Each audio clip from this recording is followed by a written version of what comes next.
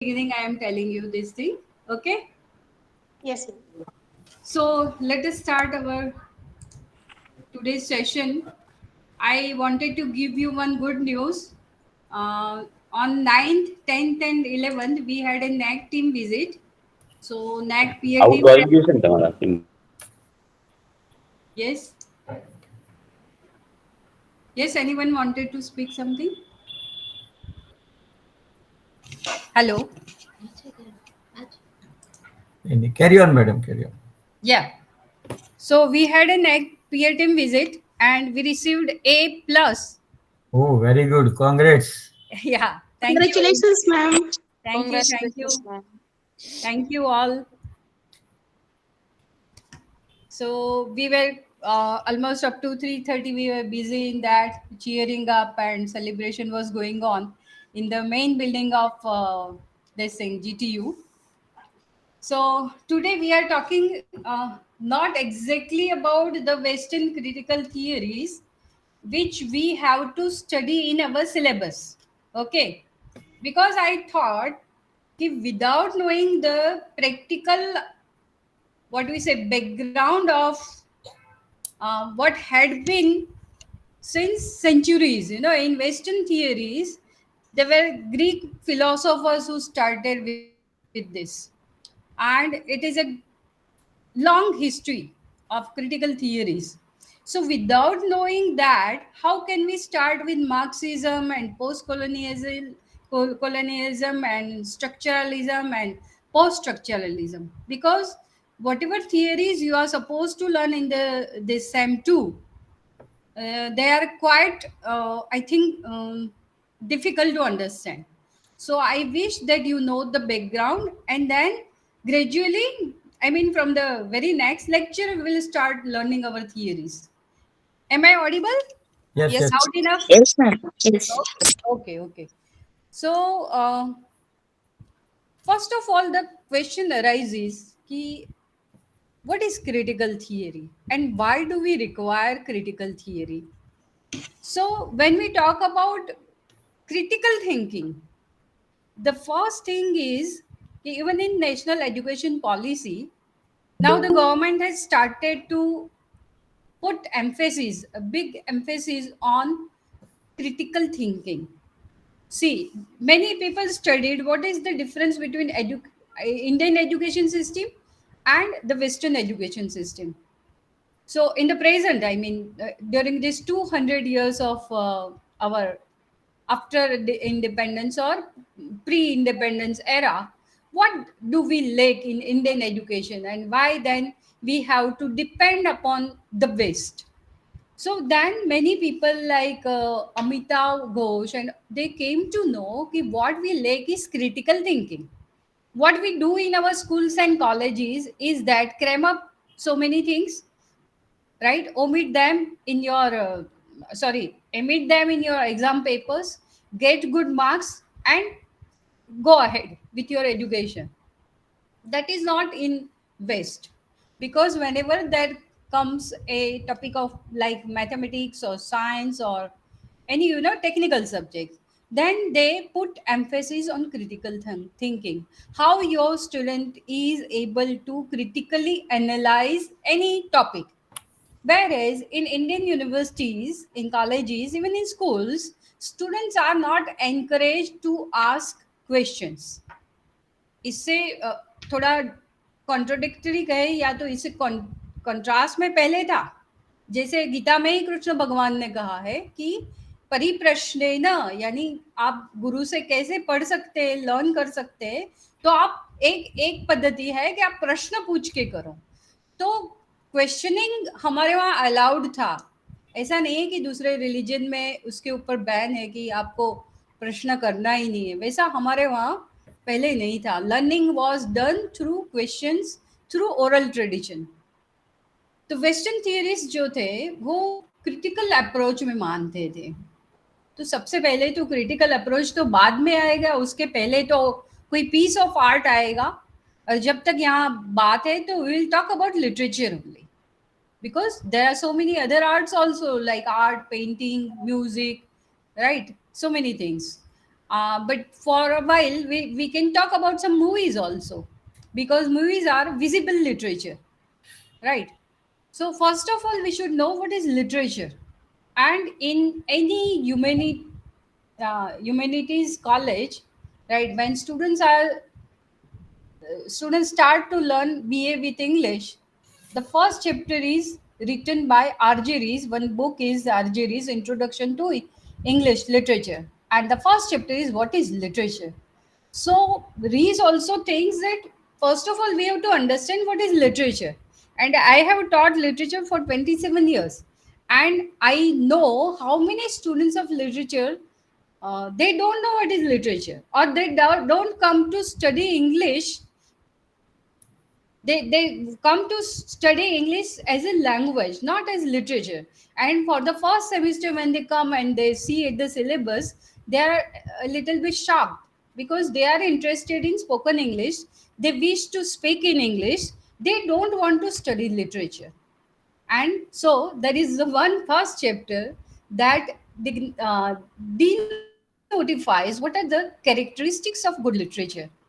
And why should we study literature? These two questions are there in the very first chapter. Why should we study literature? And what is literature? How can you differentiate between two written pieces? Like, there are so many things which we come across in our day-to-day life. We read a prescription of a doctor. We come across so many advertisements, right? We come across newspaper in the morning. So, do we call all these things as literature? Anybody? Do we call this literature? Am I audible? Yes, yes, yes, So, can we call the newspaper a piece of literature? No. No, ma'am. Right? Why? Why? What are Mm, the criteria? yes, sense. But not the in. I think it's not in depth. There is no depth. Mm, no, Yeah, that's yeah. the information. It's information, not just. Yes, you are right. You are right. So, what can we expect from a piece of literature? We expect some kind of qualities, right? Which define that this is literature, this is a literary work. And when they are lacking these qualities, we call it, some other thing, not literature. It can be an essay, a very ordinary essay in newspaper articles. We don't read the newspaper again and again, right? Whereas any literary piece can be read again and again, after 1 month, after 1 year, right? If you have read Shakespeare's Comedy of Errors, even after 5 years, you would like to read it again. So that is the quality which attracts you. Even if you have read it, you will like to read it again and again. So there are some universal truths. There are some external reality also. So many things, so many literature written in 20th century, which is called a stream of consciousness, like Ulysses, so many authors who wrote novels which were dealing with the internal world of a human being. So he was not describing any external events, but whatever is going on in the mind of a human being, any character or the protagonist is described in a way, like it is a thought process which is going on. That is why it was called a stream of consciousness novel. So this way, even the psychological process which is going on in the mind of a human being is described in literature, and it becomes quite interesting to many, right? Can we say that after reading literature, after reading a few books, we can develop our understanding? I think yes. Yes. Ma'am, ma'am, definitely, because literature is actually a piece of art. Yeah, And the more you look at it and the more you read things like that, you kind of develop the left side of your brain, and definitely. you become Definitely. more Thank creative. you. Yes, you are absolutely right. So, literature, as you told, it holds a mirror up to society.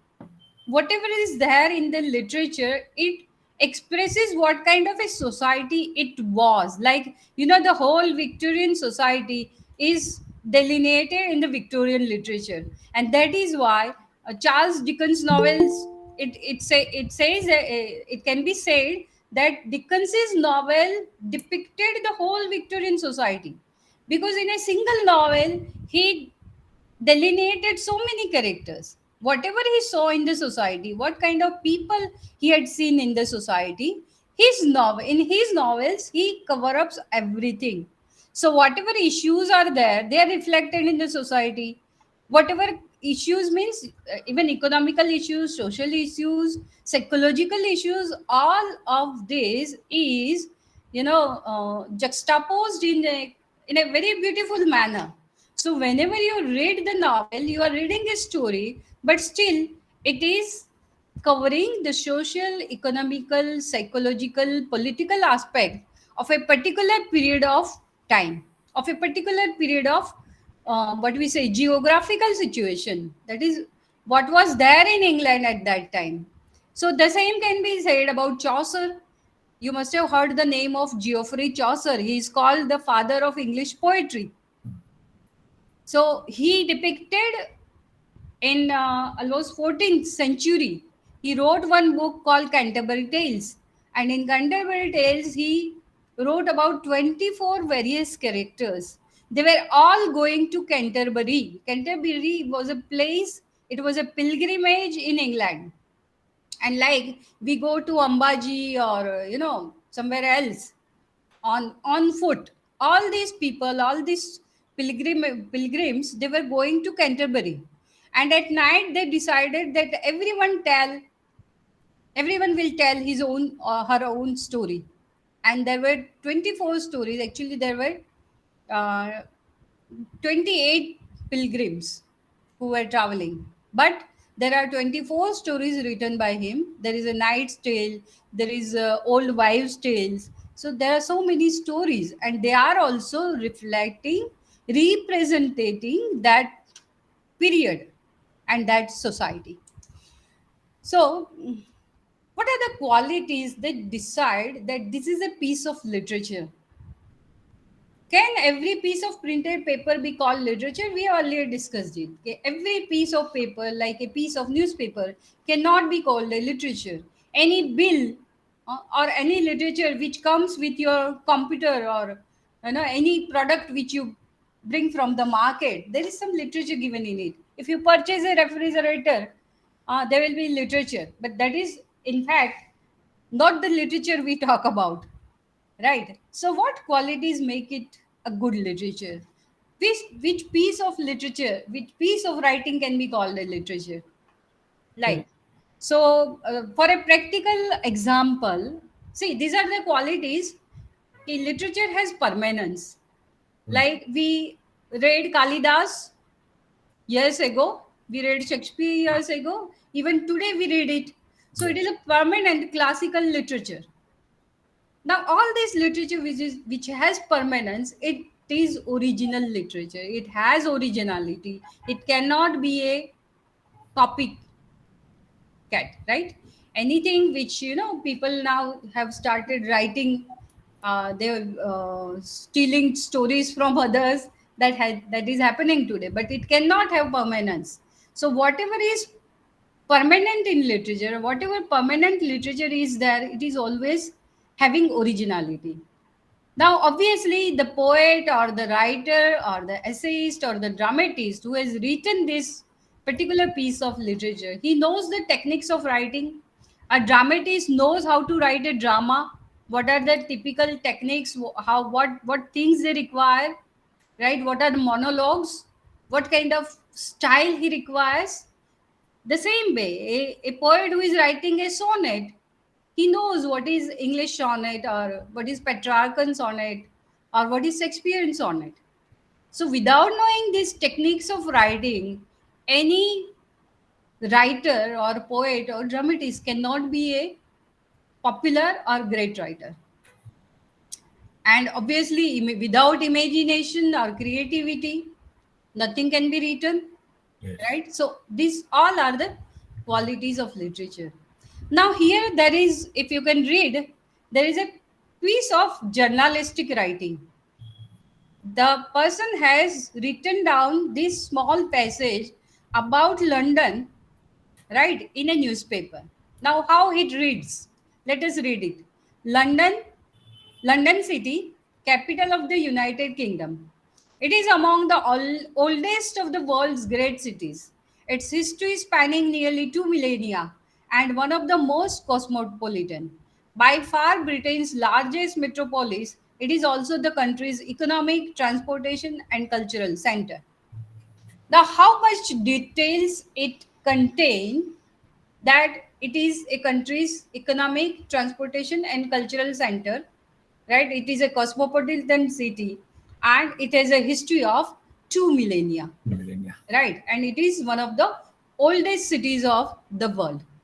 Now, this is the piece of writing which contains details, but can it be called a literature? No, because it doesn't have the soul in it. Somehow, like a literature has a soul where you can learn, read it, and you can get attached to it. Yes. So, what is the soul of literature? It is imagination, it is creativity, right? It is attractive writing, it is the originality and permanence. So, nothing is here out of all this. Now, there is one poem, right, which is composed at Westminster Abbey by Wordsworth. Now, let us read it. It describes London. Now, without having the idea what kind of great poet Wordsworth was in 18th century, he was a romantic poet. We can enjoy, we can relish the words. Even if you don't know all the words, you can know how what kind of impact it leaves upon you. I will read it and you can respond to it. Earth has not anything to show more fair. Earth has nothing, sorry, earth is not anything to show more fair, so it is the fairest thing. dull would be Dull would he be of soul who could pass by a sight so touching in its majesty. This city now doth like a garment wear the beauty of the morning, silent, bare, ships, towers, domes, theaters, and temples lie open unto the fields and to the sky, all bright and glittering in the smokeless air. Never did sun more beautifully steep in his first splendor, valley, rock, or hill. Never saw I, never felt a calm so deep. The river glided at his own sweet will. Dear God, the very houses seem asleep, and all that mighty heart is lying still. So this is a beautiful poem describing London early in the morning, where everything is silent, and a sun is about to rise from hills and rocks and valleys, and that is a splendor, is splendid scene which is described over here. How everything is calm. How river is silently, sweetly flowing. So, what will be your reaction to this? Anybody? It's a pure imagination. Yes. It's a mind of a poet, and he is expanding his thought to this. You can say the sky is the limit. So ornamentally, he is explaining the whatever the situation is there. He is giving all adjectives, and you can say the alankar, उपमा जैसे वो देखकर अपनी कविता लिखता है. तो it's a creation.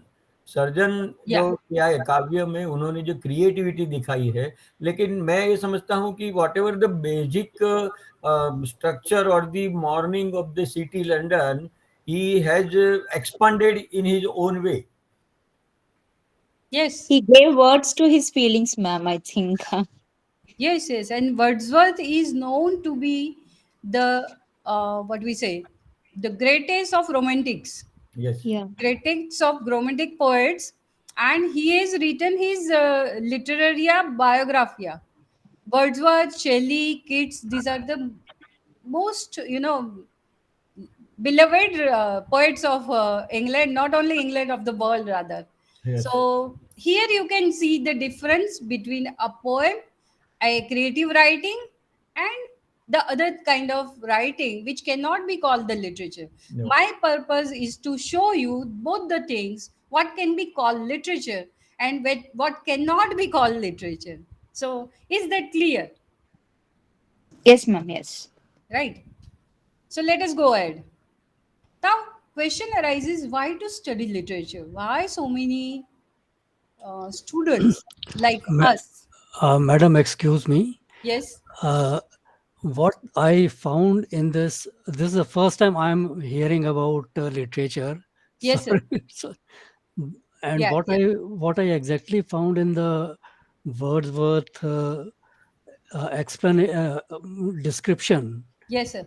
is that he is giving word Hmm. to the different scenes, Yes, to the different aspects of a single scene that he's looking at, fine, sir. and that description makes it is making it great. Yes, sir. Actually, the whole picture is created against you. If you close the eye and if you read the whole poem, that picture of London, actually, I tried to show it to you, but somehow that picture is lost, so I cannot show it to you right now. But you can go to Google and you can find out Westminster Abbey. Yes, Mr. This is a bridge, and from bridge he is looking at the Westminster Abbey. That is the London, and that is the London of, as I told you, 18th century.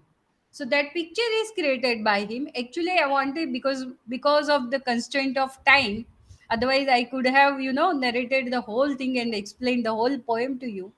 But today, because we have to discuss so many things, I was just in a hurry, so I could not explain you in a very well Yes, manner.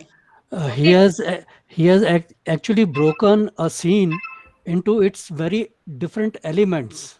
Yes, sir. Yes. He has described the sheep, that is, on the one hand, it is the development which he wants to show: sheep, towers, domes, theaters, and the temples. They lie on one side. On the other end, there is glittering, in the smokeless air, it is the fields and the sky. So the openness, the wildness of the fields and open sky.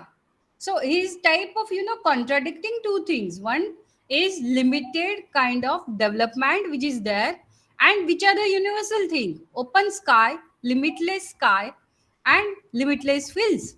So that is a wonderful thing. If I someday when we'll have time, we'll read some more poems, right? So Certainly, madam. with your permission, I will go ahead. why do Certainly, we madam. why do we study literature? As you told, you have never learned literature, right? There are so many people who have never learned literature, but still, even if you go to Google and find out how many authors, like, in present India, there are so many authors who are writing today. And most of the Indian writers writing in English, they have never studied literature. They are either from banks, either from IT background, either from any other technical or science background. And still they are writing good books, very good books. One J. Sai Deepak, you must have heard his name. He's an historian, right? But he has not studied either history nor literature, but he is writing very famous books in history. So that what happens. So I think at this stage of our life, we can study literature. I just wanted to bridge the gap. Whatever we have not learned during our BA, that is undergraduation, I'll try to put a, bridge a built a bridge between this gap, and that is why, so we can go to the present syllabus easily. So the reasons of studying literature, like passing examination, like the students of literature do, all right, to seek pleasure. Even if we are there is a difference between studying literature and reading literature. Very often when we get bored, not now in this present context, we go to YouTube videos and we watch movies or OTT platforms. But in our times, before 15, 20 years, whenever we got bored or whenever we want to refresh our mind, we took a book, we read something, right? To seek pleasure, we read or we study literature. To get moral education, sometimes for getting moral education also, we read some books, philosophical books also.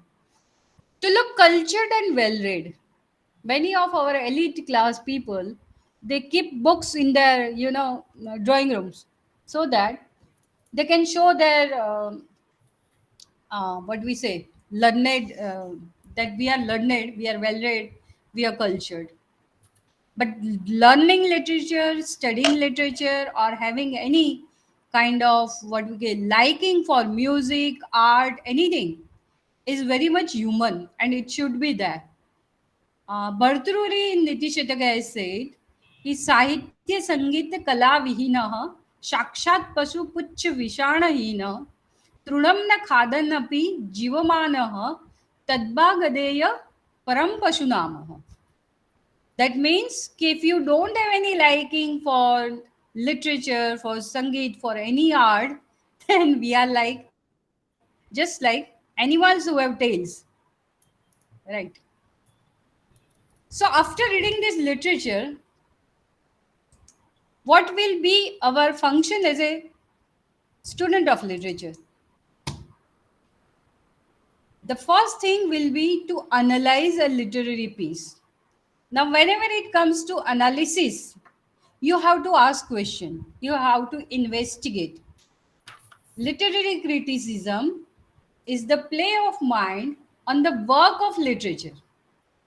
Now, play of mind means your mind start asking questions about here and there, not directly about the text which is written, but why did the writer write so?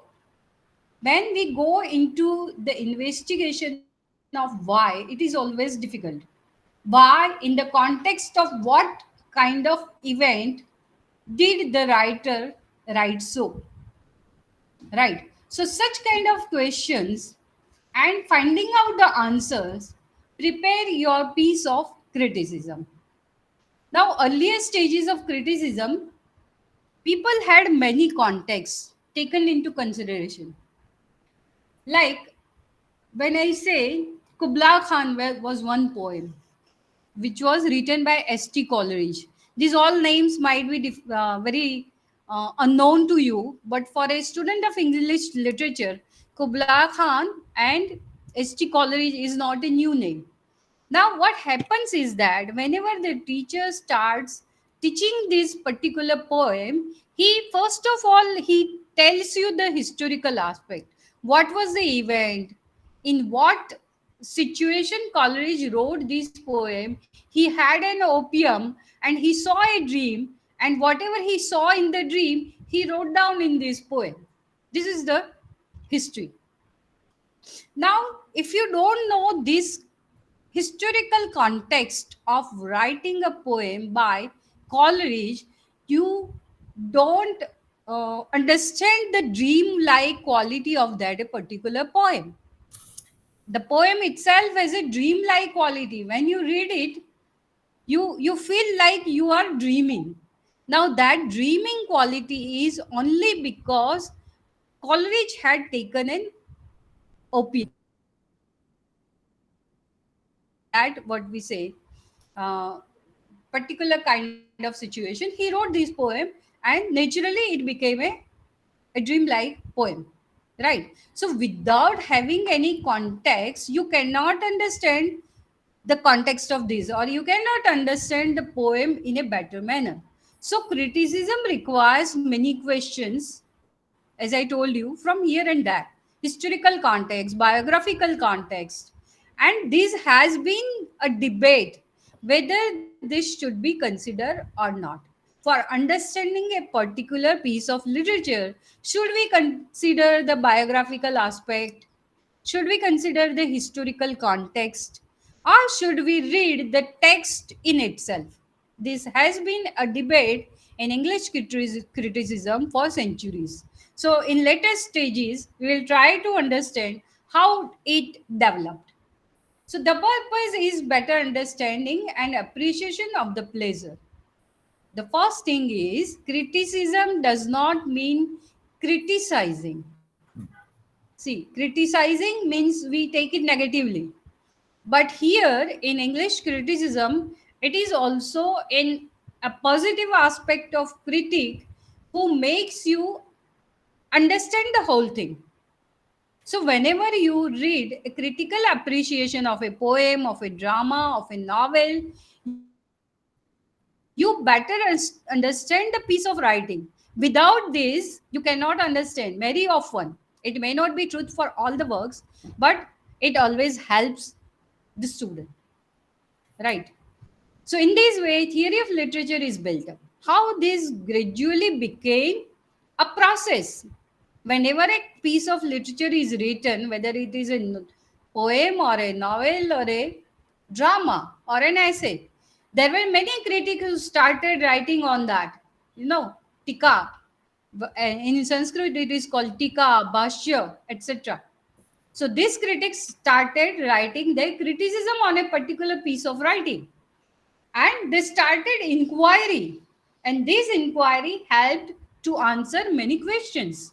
So this inquiry may be directed towards a particular work of literature, and distinctive qualities may be examined. So the function of criticism is to find out the qualities of a particular piece of writing. It is not to belittle somebody's work, or it is never to find out faults with the works. He may decently show some lacuna. If it is there, he may show it, but the purpose of criticism, the function of criticism, is to bring out the qualities in a particular piece of writing, right? The qualities may be in the matter means the theme, the context, the content, the manner in which it is written, the techniques which the writer has employed, the style which he has written. Style is the man. In English it is said that style is the man. This is the main thing of a particular piece of literature, is the style. Only because of the style you read a particular piece of literature. And language, which are assessed. Certain rules may be formed and literary work is tested against them.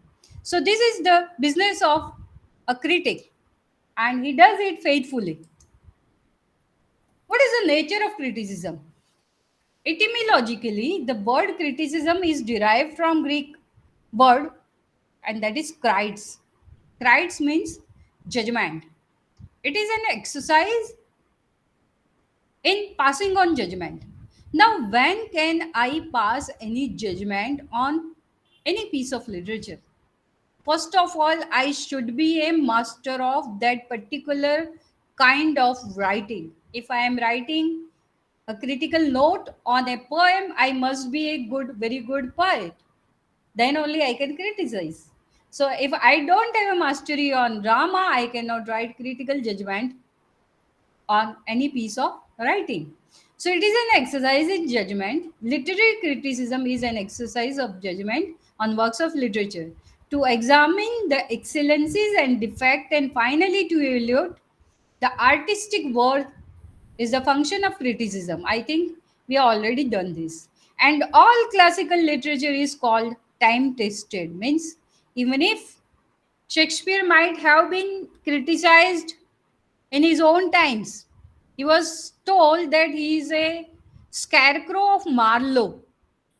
So before Shakespeare, uh, Marlowe had written so many drama, and Marlowe had written the drama on the themes which had been adopted by Shakespeare. And still, everybody knows Shakespeare's name. Nobody knows Marlowe. So that happens. And only this happens only with the time. With the passage of time, the literary works become more and more popular, and they are called time tested. Now, in Greece, this critical activity began with Plato and Aristotle. Now, who were these Plato and Aristotle? You must have heard their name. Yes. Greek Yes, philosopher. right. The Greek philosopher. They both of them, they were indirectly and directly, they were students of Socrates. You Socrates. must have heard the name of Socrates, a great Greek philosopher, and he was killed by the authorities of Athens. You must have heard the story, no? Socrates. What was his activity? Socrates' activity was merely to ask questions to the young people. He went to the what we say crossroads on the marketplaces of Athens. He gathered together so many young people and he asked them questions. Whatever is happening in Athens, do you think it is right? So Socrates never answered questions, but he just raised questions. He just made people to think about particular issues, right? So his task was to make people aware about the issues, and that is why when he was alleged from the authorities, there was one case in the court, and Socrates was called there. And it is said that Plato was present there, but I read somewhere Plato was not there because Plato was one of his most popular students, disciple rather. See, as we have Guru Shishya Parampara, in Greece also, they had very great tradition of Guru Shishya Parampara, right? So, Socrates was a mentor, and Plato was his one of the most popular, one of the most favorite uh, Bishop. disciple of Socrates. So people say that he was sitting at the backside of the court where this, khatla, the case was going on. The authorities said that Socrates had poisoned the minds of young people, and so he should be killed. Right. Now, in fact, Plato was sick that day, and so he was not in the court, but he gathered the information from the people who were present there, and then he wrote one book. And he wrote this in a dialogue form. So the authorities were asking questions, and the Socrates was answering those questions. Now, naturally, he does not know what were the answers of given by Socrates, but he knew as his mentor, he knew him. So, whatever logical answers were given by Socrates in that particular book, I forgot the name of that book. They were written by Plato, and they are so logical. What we say is so plausible, that is so understandable and so convincing also, right so as it is said कि जितना गुरु महान होता है इतने ही शिष्य, और कभी कभी शिष्य उससे भी महान होते हैं. The same way Socrates had another Socrates had the disciples like Plato, and Plato had given two more disciples. That is, one is Aristotle, and another is And Alexander. So you know the name of Alexander, yes, right? Sikandar Sikandar, who came to, who started to from invading. Macedonia and came up to Sindh Prant, but he could not cross. You know the history, and I Yes. think Rajesh ji knows very deeper history, so we can learn from him also. So Aristotle, actually जो अच्छे गुरु होते हैं और अच्छे शिष्य होते हैं, उनके पास एक परंपरा होती है, और वो है questioning. As I told you, ये क्वेश्चनिंग की परंपरा हमारे वहां भी थी और ग्रीस में भी थी. तो Aristotle also used to question Plato, and it was not the case that he was always agreeing with the concepts or the ideas of Plato. So, not in the presence, but after Plato had gone, Aristotle wrote two books. You must be knowing that Plato wrote Republic. Plato had written two books. One is Ion, and the second is Republic. Now, what is Republic? In his Republic, he had clarified the concept of ideal state. Hmm. Now, in India, we have a traditional ideal state, what is called Ram Rajya, right? We call it Ram Rajya. Am I right or not? Yes, yes. Huh. So Ram Rajya is the word given by so many people. Like Gandhiji also called it a Ram Rajya, right? So in Plato's time, he decided that my utopia or the ideal state or the republic should be like this. Okay, he defined it. And he said that these poets are very powerful. Poets who are writing on the basis of imagination, but their words are so powerful that they can mislead the people. This is his concept. Huh? So he said that I wish that in my republic, poets should be banished. I would not allow poets in my republic, in my ideal state. So this was the concept of Plato. And then Plato's view of poetry as a powerful force in molding the public opinion and sees it as a danger to his ideal city. So when poets are leading, then it can be misleading also. And that is why Plato had no trust on poets or no imaginative work. Why? Why Plato thinks so? Now, this is the concept of Plato. He said that a poetry is a twice removed reality. Why twice removed reality? As it is shown in the picture, he says that whatever is creation created by a man, human being, is first of all there in the brain of that person. An individual who is thinking about a concept, so the first reality is in his mind. Okay. So whenever a carpenter makes a chair or a table, the first concept of chair or table is created, generated in his mind. Now, what does he do? So he imitates that and he makes a form of chair or table in reality, in physical form. So, sorry, this physical form is the imitation of his concept. And when a poet writes on a chair or a table, he's, he is imitating this once already removed reality. So, whatever poets are writing, it is twice removed from reality. You got the point? Hello? Hmm. Yes, Sir, ma'am. you understand? No, Yes. ma'am. Can you explain one more time? Yes. See, whatever is, whatever physical reality is, basically in the brain of an individual. It may be a carpenter, or nowadays many fashion designers, they are making so many fashionable dresses. So what is there? The first concept is there in the mind of a fashion designer, right? That I will make this kind of dress. Okay. So what is the original thing? The original thing is the idea in the mind of the creator. Am I right? Yes. Yes, ma'am. Got it. Then it comes into the physical form. It comes into the physical reality.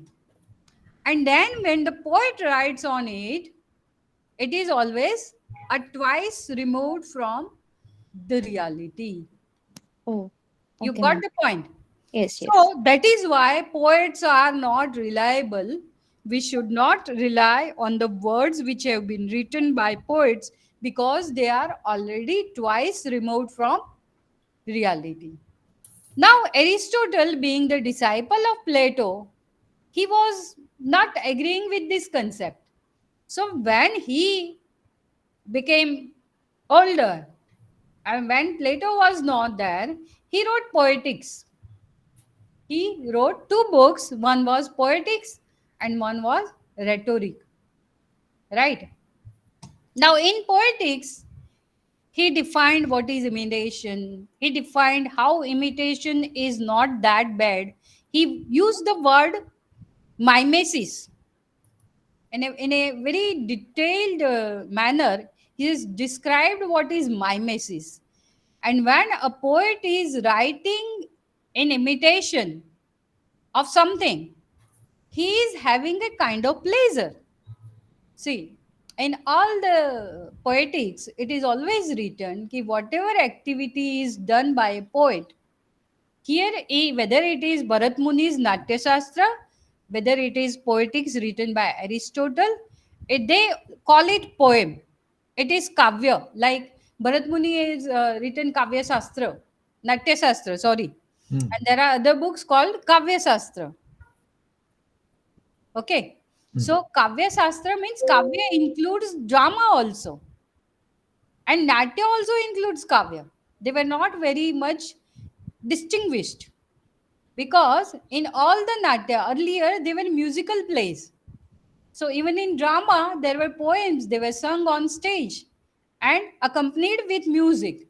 So these were not all watertight compartments. All these things, poem, music, that is kavya, then sangeet and drama, acting, everything went together in earlier period. So Aristotle wrote that pleasure is the end of poetry. Means whoever writes a poetry, he is getting pleased himself as well as while reading also, while reading poetry, a reader is also pleased. He gets a kind of pleasure, enjoyment, and this pleasure is not an ordinary pleasure, right? And that is why when Gade, the French poet, he read Kalidasa's Abhigyan Shakuntalam. He was so much pleased that he kept that book on his head and he danced. So that kind of pleasure, what is called Brahmananda.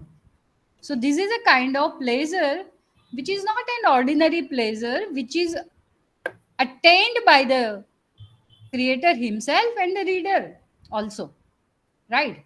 So poetry, which is what we say the result of an imitation, and when a poetry is written, there is rhythm and harmony. Poetry itself has a kind of music, because if there is not a rhythm, poetry cannot be called a poetry. It will be prose then. So this is the difference between prose and poetry. And in English as well as in whatever is form, Sanskrit also, a geet is, it can be gaya, means it can be sung. A song is a poem which can be sung. So it has a rhythm, it has a melody, so that it can be sung. So that way, Aristotle defended poetry. Aristotle defended imitation. He said imitation is not wrong aspect, and a poet should not be banished from the republic, because a poet is providing pleasure as well as he is attaining pleasure which is not an ordinary pleasure. Now Aristotle also wrote about Greek tragedy. Now these are the basic terms which any student of literature should know. These are the words.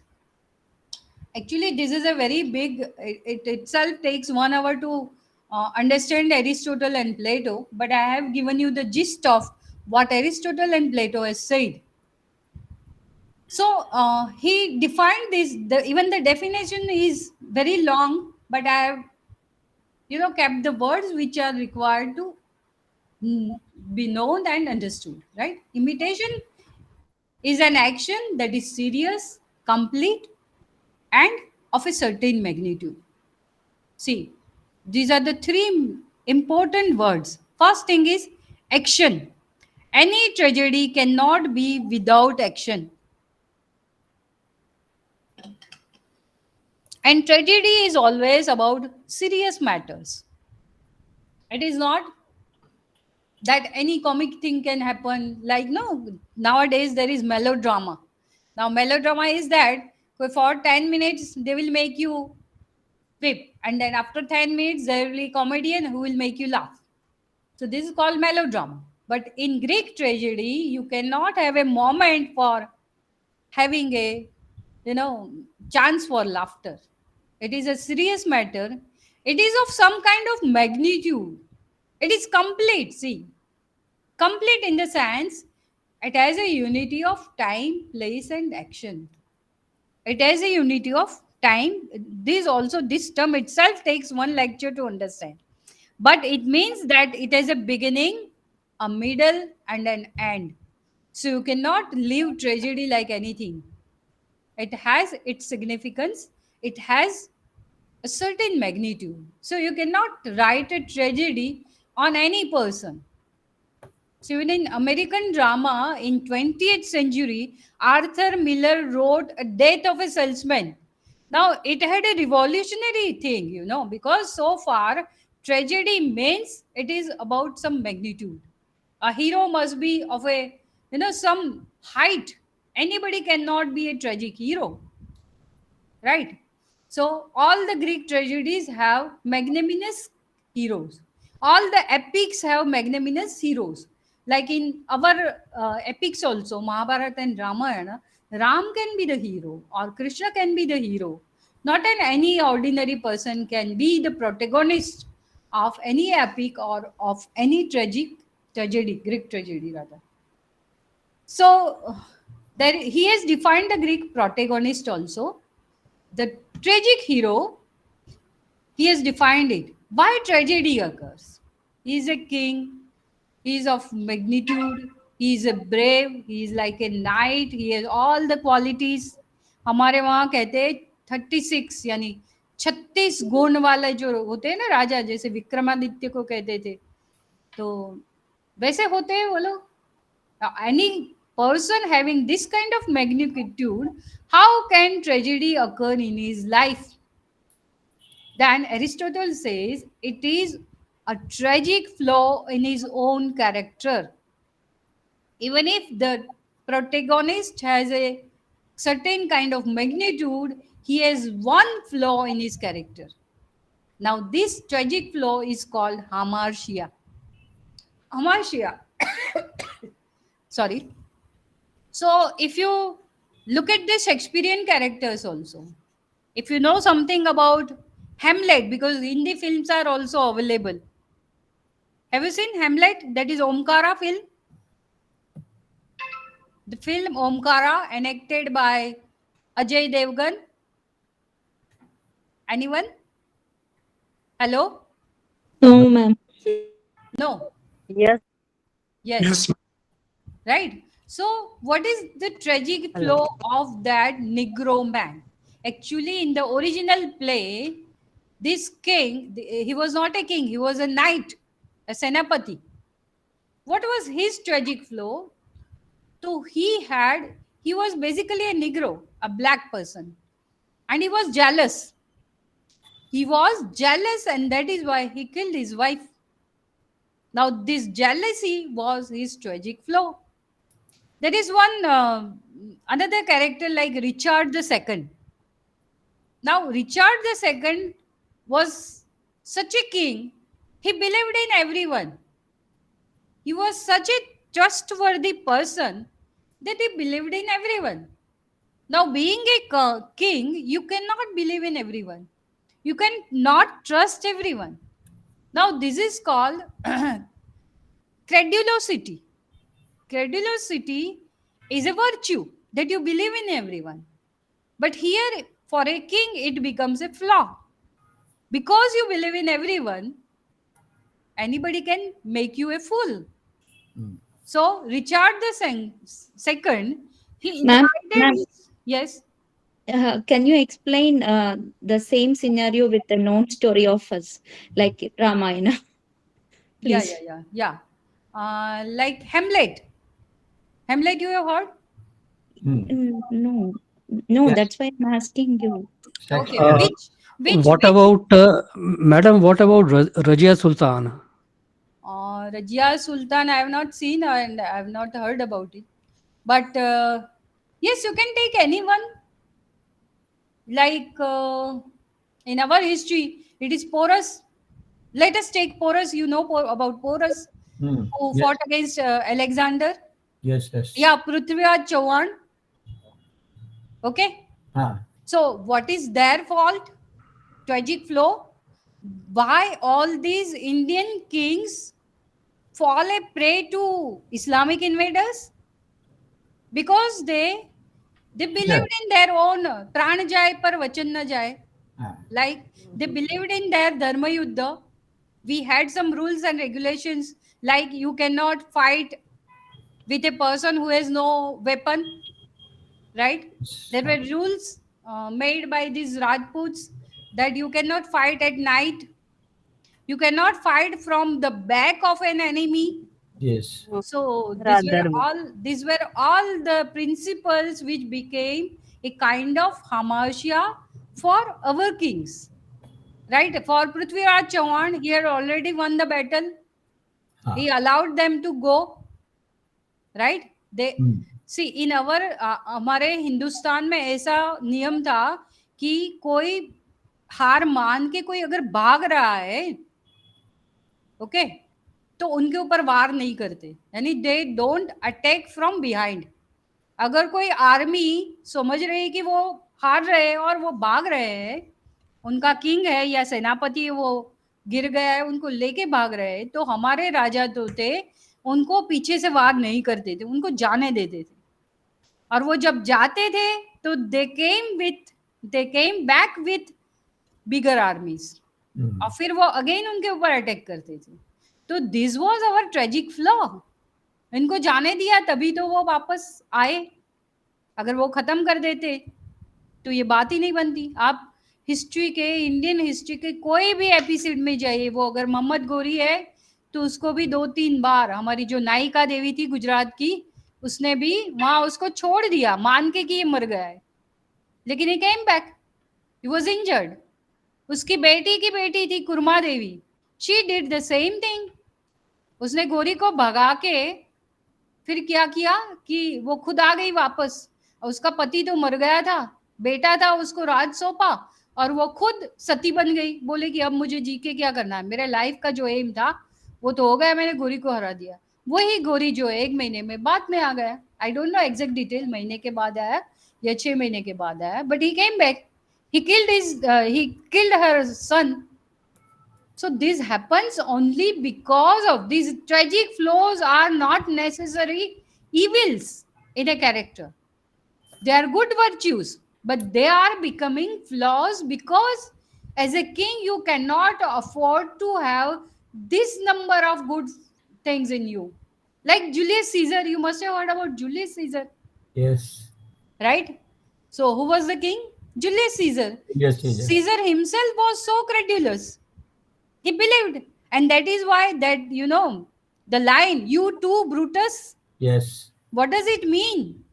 Because he had full trust in Brutus But he cheated. and he cheated, he attacked him. Now, when he came with a dagger and tried to kill me, he spoke. These were the last words of Julius Caesar. He said, you too, Brutus? How can I distrust you? I trusted you the most in the whole state, and you are killing me. So, this is credulosity. This is the tragic flow. In fact, it is not a flow, it is a virtue, but it proves to be a flow because it brings a tragedy in the life of a particular king or a particular protagonist. Now, got you the you all got the point. What is Yes, ma'am. hamartia? Yeah. Yeah. Now, Yeah. another important terminology is catharsis. What is catharsis?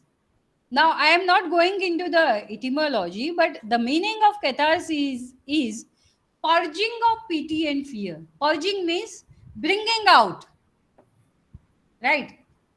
Bringing out the feeling of pity and fear in the tragic audience. Now, whenever there were big theaters in Greece and even in earlier England, so there were no theaters for movies, but there were theaters for plays. Yes. Plays were enacted. Even it is said that Shakespeare was, keeping horses outside the theater. Yes. He was just a keeper of horses. आजकल जैसे हम park करते हैं ना theatre के बाहर गाड़ियां, वैसे वहां हॉर्सेस पार्क करते थे, और वो हॉर्सेस को सफाई करता था, उनका ध्यान रखना था, वही काम करता था. And gradually he learn from listening. वहां पे तो वो साउंड प्रूफ तो कुछ था नहीं, ओपन एयर थिएटर थे, तो he learn so many things and he wrote drama. So here it is the creativity of a person. My message, I think I have make you understand what is my message is imitation. Now, catharsis is important in our day-to-day life. How many times we weep? आप बताइए मुझे, मेरे तो कितने साल हो गए मैं रोई नहीं हूँ. हाँ, हम हंसते तो है, लेकिन हम रोते बहुत कम है. जैसे किसी का डेथ हुआ, आजकल ऐसी हालत हो गई है कि टीवी न्यूज में इतने सारे अर्थक्वेक हम देखते हैं, कितने लोगों को मरते हुए देखते हैं. हमारे सिटी में, हमारे घर के आसपास में ऐसी कोई इवेंट हो जाती है तो भी we don't feel that sad कि हमें रोना आ जाए. एम आई राइट और wrong? Yes, yes. There are so many disturbing news in newspapers, on TV screens, but still we are not that sentimental, or whatever we say, we don't feel it that much. And that is why here, this is the theory created by Aristotle, कि when you identify with your protagonist, हम जैसे film देखते हैं ना, तो अमिताभ बच्चन अगर hero है और उनको अगर विलन मारेगा ना, तो हम जरा आंखें बंद कर लेंगे या साइड में मुंह कर लेंगे. लेकिन अगर वो हीरो जो है विलन को मारेगा ना, तो हम कहीं दे दे दे अभी भी मार. होता है कि नहीं ऐसे? Yes. हाँ, because we are always identifying ourselves with the hero or the heroine. तो वो जो सैड सॉन्ग होता है और हीरोइन रोती है, तो ऑडियंस में बहुत सारे लोग होते हैं, खास करके लेडीज, कि जिनको रोना आ जाता है. सो this is purging out of the feelings of PT and fear. जब कोई भयानक चीज आती है, विलेन कुछ हाथ में लेकर के आ जाता है, तो हमें डर लगता है, हम उस टाइम पे आंखें बंद कर लेते हैं. So this is very much necessary as a catharsis is a physical thing. अभी हमने कॉमेडी ऑफ ह्यूमर्स नहीं पढ़ा है, कभी अगर पढ़ने का टाइम आएगा, तो जैसे हम लोग मानते हैं ना आयुर्वेदा में कि हमारे 3 प्रकृति है, कफ, वायु और पित्त, वैसे ये लोग ह्यूमर्स बोलते हैं कि in human body there are 4 types of humours. तो ये जो कैथारसिस की जो थियरी है ना, वो फिजिकली अफेक्ट करती है. और आपके दिमाग में से, जैसे हम कुछ लोग बोलते हैं ना कि कॉन्स्टिपेशन हो गया है, तो सुबह उठ के या तो त्रिफला लेते हैं, या हरडे लेते हैं, या आंवला का पाउडर लेते हैं, हाँ, to bring out the whatever is Obstruction. unnecessary or unwanted is there in your stomach can be purged out. The same way in our mind, the feelings which have been stored since long, and they are not purging out. So through the watching of such tragedies, our very very stagnant feelings of pity and fear, they come out, they are purged out, and that is why our mind becomes fresh. So this is, I think, enough for Plato and Aristotle. I have taken this because without understanding Plato and Aristotle, we cannot understand the basic concept of criticism. Okay. So Madam, what was mimesis? Previous slide. mimesis is imitation. Imitation. Okay, okay. Mimesis means imitation. Imitation. Now, every art is an imitation. Yes, yes. When an actor is performing on stage, like if he is performing a character of Ram or Ravan, he is imitating Ram or Ravan. Ravan, yes. Like Correct. if a character is performing Rama, he will try to become noble. He will wear the expression on his faces that will make you feel that he is like Ram, Yeah. and Ravana will have to wear the expression of Ravana. Yes. So that is my message. Without making imitation, you cannot perform. Hmm. Without making imitation, uh, uh, you cannot write a novel also. See, Yes. whatever a writer is writing, suppose if I try to write a novel, what will I do? I will write on the basis of my real life characters Yes. who have come across me in my life.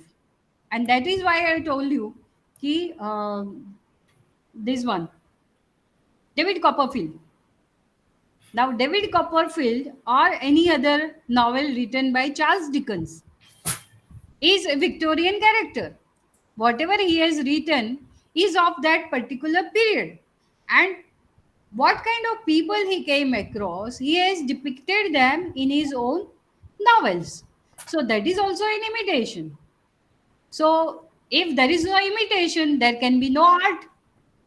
A music is also an imitation. A painting, when a painter comes to you and he says that I want to make your, what we said, your sketch or your portrait, he will make you sit against him and then he will start drawing you, imitating your expressions on your face, right? So without imitation there cannot be any art, and that is why Aristotle says imitation is not bad, imitation is giving you pleasure. And that is why when a poet is imitating something, he should not be banished from your state. He should be allowed in your state so that he can motivate people. All the poems are not bad. If we read Narsi Mehta, right? So that can be inspiring also. There are so many poets in England also. So imitation, mimesis is the very basic concept of any art. Yes. Should I go again ahead? Classicism and neoclassicism. Now, there is another term which is used for describing these critical theories. One major is classicism, and then comes neoclassicism. ये बात जो है ना criticism की, अगर आपको समझनी है very in very normal terms, तो मैं आपको एक चीज़ ये बता दूंगी कि जैसे हमारे टाइम में जब मैं छोटी थी, कॉलेज में पढ़ती थी, तो नैरो पैंट की फैशन थी। Yes. जीन्स भी हम लोग नैरो पहनते थे। फिर धीरे-धीरे करके बेल बॉटम की Bell bottom आया. फैशन आई, ठीक है? फिर वो चली गई, फिर से नैरो पैंट आ गए, हैं? और अभी भी फिर से वो प्लाज़ो वगैरह आ गया है। तो नैरो और ब्रॉड, ब्रॉड और नैरो ये जैसे फैशन में चलता रहता है, वैसे ही ये क्रिटिसिज्म में है। कोई कहता है कि अपनी ट्रेडिशन को फॉलो करो, that is classicism. Hmm. Greek art जो थी, एरिस्टोटल और प्लेटो जो कह गए उन्हीं को मान के चलो, तो जो ट्रेडिशनल आर्ट को फॉलो करते हैं उसको क्लासिसिज्म कहते हैं। फिर उसके बाद जो नया कुछ कंसेप्ट लेके आते हैं तो उसको नियो क्लासिसिज्म कहते हैं। फिर उसके बाद थोड़े दिन के बाद फिर से कुछ नया आता है, लेकिन it is old wine in new bottle always. You have to only the latest theories which are in our syllabus, they are difficult to understand, but we will understand it because we have sufficient time, right? This is just the background which I am providing to you so that you can understand the things which we are supposed to understand in the later stage, I mean from the next lecture onwards. So classicism, the art which is historical tradition or aesthetic attitudes based on the art of ancient Greece and Rome. As I told you, see, in Europe or in Asia, whatever classical things or whatever traditions come from always from the east. So Greece and Rome are also in the east in Europe. So east is always enriching the west. Even today, you look at the things, now people have started to look at the east. And that is why our Narendra Modi, uh, Prime Minister, has started a look east policy. In our country also, in earlier times, I mean before independence, it was Bengal, Swami Vivekanand, the land of Swami Vivekanand, the land of Shri Aurobindo, the land of Raghuveer Rabindranath Tagore, right? So all these, classic performers, classic philosophers, Subhash Chandra Bose. So all the stalwarts who inspired India, the majority of them came from east side. Assam, Meghalaya, and other northeastern states, they have such a sound culture. We have neglected it. And that is why our Prime Minister has, started this look east policy. Now, in Greece also, in Greece and Rome, classicism refers to the art produced in antiquity. I forgot to tell you what was the time of Aristotle and Plato. I've written it, but you might not have observed it. It was almost 4th century BC. No, it was written, madam. Yeah, it is written. Ah, it is written. Yes, it is written. Fourth But I century. want to draw your attention. I've Ah, forgotten to write down one more thing. And that is in India at that time, when Plato, Aristotle, even Alexander came to India. So that was the time when in India there was Chanakya, there was Chandragupta Maurya, yes. right? And Right. Buddha. So these all were contemporaries. And it is not that today only it is a globalized world. At that time also, Indian also always thought in terms of globalized country. And that is why in Sanskrit, our Rishimuni had given one slogan that was Krudvanto Vishwam Aryam. यानी हमें पूरे विश्व को आर्य बनाना है. Now, Arya was not any caste. Arya does not denominate any caste, any creed, any. Arya means सुसंस्कृत, cultured. तो हमारे यहाँ परंपरा थी और हम जानते हैं कि हमारा ट्रेड जो था वो पहले से ही ऑन वाटर यानी सी ट्रेड भी हमारा बहुत ही साउंड था. और सबसे ज्यादा जो था वो चालुक्य वंश जो था, उन्होंने उनका नेवी बहुत ही साउंड था. उसके बाद शिवाजी ने जब पोर्टुगीजों ने अटैक किया और शिवाजी तक तो हमारा नेवी बहुत ही साउंड था. और फिर ये इस्लामिक जो बादशाह थे उनसे उन्होंने कैप्चर कर लिया. तो क्लासिसिज्म पे वापस हम आते हैं.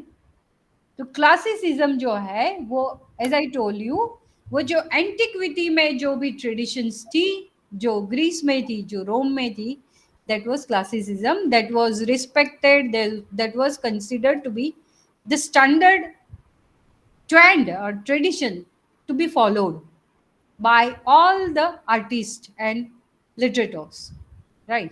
So classicism is traditionally characterized by harmony, clarity, restraint, universality and idealism. आपको लगेगा कि ये तो है ही, these are the inherent characteristics of any literature. लेकिन जैसे जैसे आप आगे जाएंगे ना, डीकंस्ट्रक्शन ऐसी एक थियरी आई, तो तब आपको पता चलेगा कि there is no harmony. Absurd, theatre of absurd आया. तो एब्सर्ड का मतलब ये है कि अस्पष्ट है, कुछ भी क्लैरिटी नहीं है. देयर इज नो रिस्ट्रेंट, आपके पास कोई नीति नियम नहीं है. जैसे भरत मुनि ने नाट्य शास्त्र में नियम बनाए, वैसे ही एरिस्टोटल ने हमें नियम दिया है कि this are the rules and regulations when you are performing on a stage. You should not or you cannot show this. You cannot show a battle on the stage. These were the rules and regulations by Aristotle as well as Bharat Muni. But in latest movies, in latest drama, you can see all these things because it is anti-classicism. So classicism has generally denoted a preference for line over color, straight line over curves, and the general over the particular. So then what is neoclassicism? How you can differentiate between neoclassicism and classicism? Now, as I told you, East means Italy also. It is Rome, Greece, and Italy, which is in east direction of Europe. So Italian Renaissance. Renaissance, I don't know whether you know it or not. Renaissance means what we call it in Gujarati or Hindi. It is Punaruthan. Navjagriti. Punaruthan. हाँ. रेनेजा means पुनरुत्थान, यानी जो भी classical ideas थे उसका पुनरुत्थान, उसका री establishing the classicism was the first period of thorough classicism after antiquity. So Italian Renaissance और बाकी भी यूरोप में जो रेनेसां आया उसमें प्रीकसर was Italy and then it spread to all the countries in Europe. So it was in almost 17th century. And neoclassicism became the dominant aesthetic movement in Europe in the late 18th and early 19th century. So as I told you about Jacques Louis David, these are all the authors who began the theory of neoclassicism. And it bred a reaction in favor of subjective feeling. So classicism means antiquity, classicism meant tradition, classicism meant harmony, classicism meant something which is particular in general. Whereas these people say that it should have a subjective feeling and longing for the sublime and a taste for the bizarre that came to be termed romanticism. Now, again, classicism and romanticism, these are two contradictory words. These are two contradictory terminologies. So, after classicism, it came romanticism. And as I told you, after romanticism, this neoclassicism decided that now we will have some subjective approach. We will have something which is called sublime. So, recurring alterations between classical and neoclassical ideals have often characterized Western aesthetics, okay, and also in classical architecture. All this terminology is applicable to architecture and all other arts. That means to music, painting, art, drama. They are reverberating to all arts. But basically, they come from either music or painting or literature. And then they percolate to other arts. So, as I told you, one by one, it is shifting their own, what we say, credentials. Once they say we like objectivity, then they will say no, it is subjectivity, romanticism. In 18th century, all the romantics, uh, they decided, the path of this new trend. They were William Wordsworth, Samuel Taylor Coleridge, S.T. Coleridge, as I told you, Lord Byron, P.B. Shelley, and John Keats. All these are very popular, very great poets of 18th century. These are all romantic poets. Now, this movement in art and literature in 18th and 19th century, it was a revolt against neoclassicism of the previous centuries. As I told you, by half of the century or at the end of the century, these trends were always changing, they were always reshuffling. So, an opposite trend would come and establish. Then, after 50 years, again a wave of thinking will come, and again they will re-establish the earlier terminology or the similar terminology, which will which will be prevalent in literature and all other arts. So these romantics, they kind of revolted against the neoclassicism of the previous centuries, and this was defined as literature depicting emotional matter in an imaginative form. Now, literature is always a depiction of emotional matter. Would you agree with it or not? Hmm. Literature is dealing with emotional matters, yes. When you read a novel, it is telling a story of emotions of a particular character. If you are watching a drama or reading a drama, it is either telling you an emotional story of any of tragic character, right? And it is in an imaginative form. There is nothing new. Romanticism and the person who said that a poetry is an emotional outburst of powerful feelings in tranquility. This is the definition of poetry given by S.T. Coleridge, I think. Now, I am also not teaching literature for 6, 7 years, but this is the most popular definition of poetry. You will also learn it by heart. A powerful outburst. Poetry is an powerful outburst of emotional feelings recollected in tranquility. That means a poet, when he is sitting calmly in a corner of his room or anywhere on a bench in a garden, he recollects. He recollects his powerful outburst of feelings someday, sometime. And he writes it down, he pens it down, and it becomes a poem. Now, this is the general uh, most accepted definition of poetry. The same way, literature is also depicting emotional matter in an imaginative form. So, whatever is written can be called romantic if it has imagination, emotion, and freedom of expression Expression. are certainly the focal points of romanticism. Now, nobody can deny this. Whenever you start writing any piece of literature, it can be romantic in spirit. So, romanticism includes subjectivity. Without subjectivity, nobody can write anything. See, I can write from my own experiences. When I am writing originally, it will be my own style. I will use my own words. That will be, if my vocabulary is limited, I will have that kind of style. And if my vocabulary is enlarged like Shashi Tharoor, I'll be very expressive. Right? So subjectivity is always there. Whoever the person is writing is more important. And that is why when we purchase any book, we look at the name of the author. Why?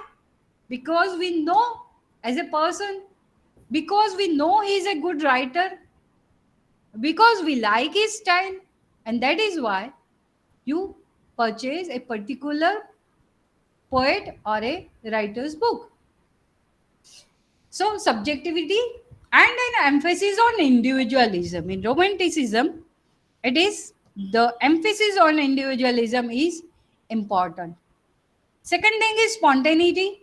As I told you, without spontaneity, a person cannot write anything. It is always, उसको संस्कृत में उसको स्फुरना कहते हैं. If anything does not inspire you, if there is no spurna, if there is no spontaneity, nobody can be a great writer, a great poet, a great dramatist. Freedom from rules. These people revolted against the rules of classicism. Now, in classicism, you were following the tradition of classical literature, that is, literature and rules and regulations made by Greek philosophers. Here, they want freedom from those rules. That means they don't like chand, that is meter. They don't like meter, so they created this blank verse. हमारे वहाँ जिसको अछांदस बोलते हैं, English में इसको blank verse बोलते हैं. Even Shakespeare wrote about blank verse. His plays were written in verse as well as blank verse. Some of them were meterized. He wrote sonnets also, and that is why his sonnets were called Shakespearean sonnet. So people revolted during this romantic period against the rules, that is meter, solitary life rather than life in society.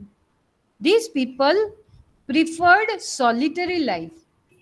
One of the poem written by William Wordsworth is Solitary Reaper. He has written Lucy poems also. I would recommend you all to read Lucy poems of Wordsworth. See, all these poets were lovers of nature. So they required kind of solitariness. They wanted to roam around in the forest. They wanted to remain aloof so that they can write poems. They did not want to be a part of society. Now, for a time being, it is okay, but how can a poet or a writer can be, living aside or living outside the society? But in fact, this solitariness, this loneliness, they inspire many people. You must have heard about Thoreau's Walden. Have you heard Thoreau? Name Yes. of Thoreau? Ah. Thoreau had inspired Gandhiji also. Hmm. He has written one book called Walden. Now, Walden is a place in London. It is not London, in America, because Thoreau was American. He decided to live in forest, right? So he went away from his own home. He built a hut near, uh, what we say, a lake. He plowed his own farm. He stayed there for 2 years. Now, for our Rishi Munis, it was a lifelong process. But Thoreau did this for 2 years. Then he also fought against the government. There are so many things we should read Thoreau also. He was also a revolutionary like Gandhi, right? But because he lived near to nature, he became a part of nature. He could write Walden, otherwise, he could not have. The same way, William Wordsworth, S.T. Coleridge, as I told you, S.T. Coleridge had written one Kubla Khan, the poem. It's a big, long poem. So that was only possible when he was sitting in on a bench in a very, remote place. So these are all the things they wanted, and these were the things which they revolted against the rules, against the norms of society, and the beliefs that imagination is superior to reason, and devotion to beauty, love of worship of nature, and fascination with the past. So these are a few characteristics of romanticism. Someday when it will be time, we will have some leisure time. We'll talk about one or two poems that will, represent this romantic period. Now, as I told you, after romanticism, this new criticism came. See, I have not mentioned you the time period, very exact time period, because it has not much significance, right? You can find out from any historical book of critical history of English literature. Now, why new criticism again, and why it is new? In simple terms, it is a critical moment that propagates the idea of art for art's sake. As I told you, like narrow jeans pant and like broad jeans pant, or like bell bottom. There are two theories in English and English criticism. One is art for art's sake, another is art for morality. So when somebody is talking about society or didacticism, that means art for morality. And when all these romantic poets, they are talking about freedom from roles and spontaneity and subjectivity, hmm, and imagination and spontaneity, then that means they are talking about art for art's sake. Now we'll have to understand these two terms. When a poet is writing a poem, now poet means anybody, writer, dramatist, anything, as I told you. When we say poet means the creator, the artist. The purpose of his writing is pleasure only. He is writing for his own pleasure. Then it is called art for art's sake. He is not writing for earning money. He is not writing to give a message to the society. He is not writing to teach anybody.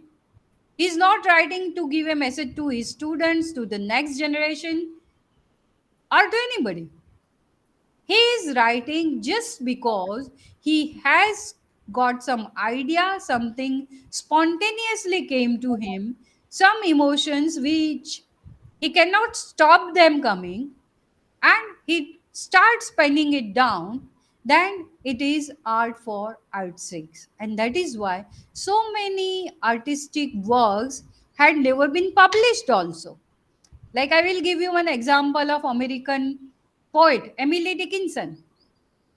Now she died very early and she had written more than 1000 poems for herself only. It was, gamut of writing which came outside after her death. So all her works were published posthumously after her death. Now, what happened is that she wrote on life, she wrote on death, she wrote on youth. So, whatever she had dreamed, she was a spinster, she had never got married. Now, when you read Emily Dickinson's poems, they are such wonderful poems, but she had not written them to be published. She had never any idea of passing it to the next generation. So, that is art for art's sake. So, a critical moment that propagates the idea of art for art's sake. As I told you earlier, in classicism and neoclassicism, they believed in art for morality. Means when a writer is writing something, means he is writing with a purpose. He has some adopted some didactic style. Means he is trying to teach you something. So that is called art for morality. When the author, the poet, the dramatist has actually drama has always something to teach. So we'll limit ourselves to poetry. In focusing on the text itself, close reading means new criticism gave emphasis to the text itself. No outside, external, biographical, historical context, which is affecting your reading. Means the reader is reading the text itself and he is trying to understand whatever he understands from the words of the text itself. This is the close reading of the text. So there is no impact of when I say Wordsworth was such a great poet. It makes an impact on the reader. But when you don't know anything about Wordsworth, when you don't know anything about the lucid poems, I will give you one example of Hardy. Thomas Hardy, have you heard the name of Hardy? Ah. Yes. Yes, Thomas Hardy.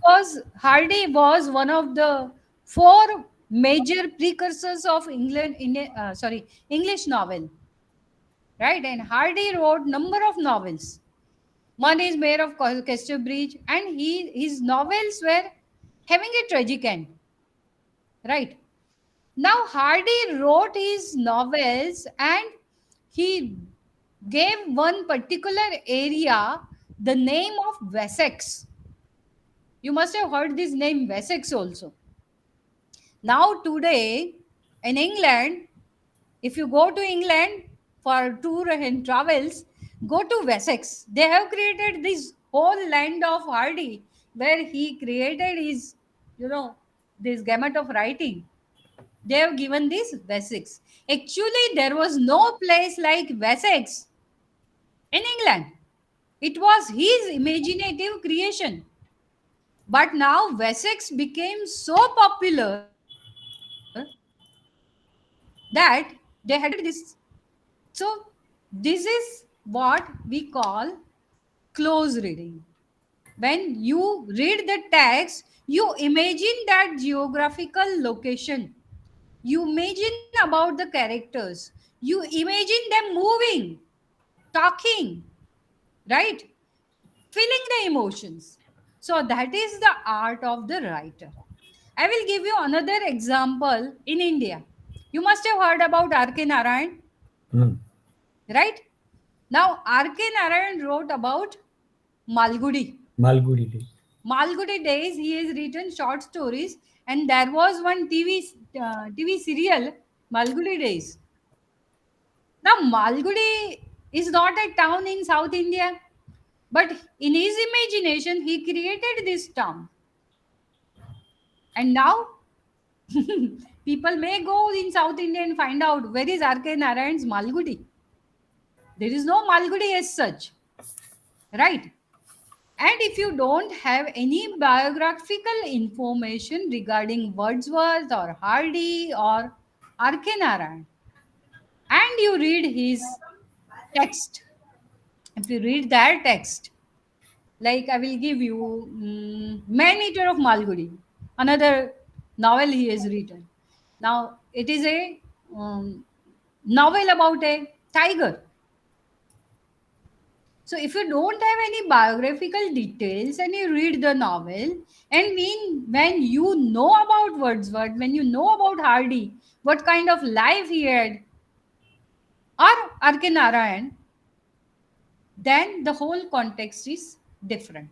But these new critics said that without having any biographical information or without having any historical events, we want to evaluate our own reading. That means I want to know from my own context.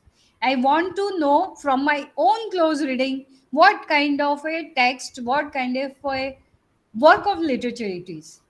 So, new critics intentionally ignore the author, the reader, and the social context. Yes. It is merely the text, and that is called a reader response theory.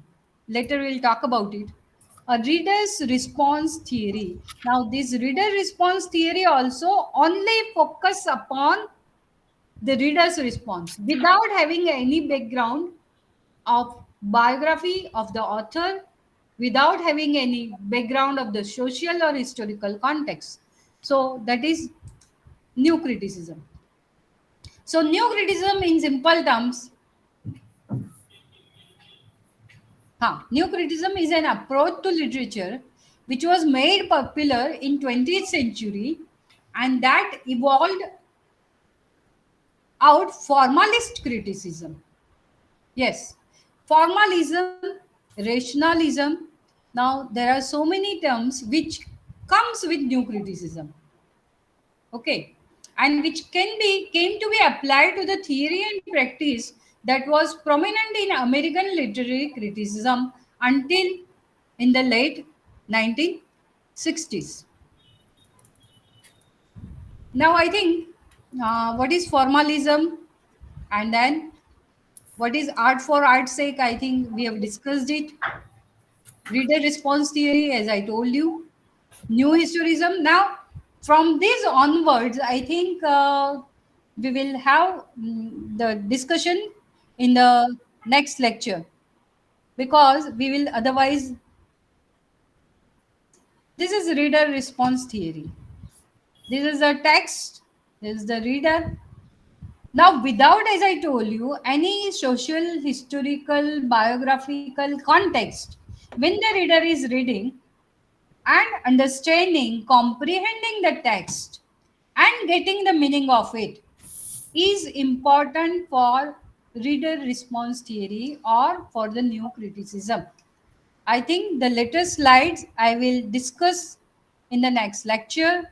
Thanks a lot, and you can have your questions now.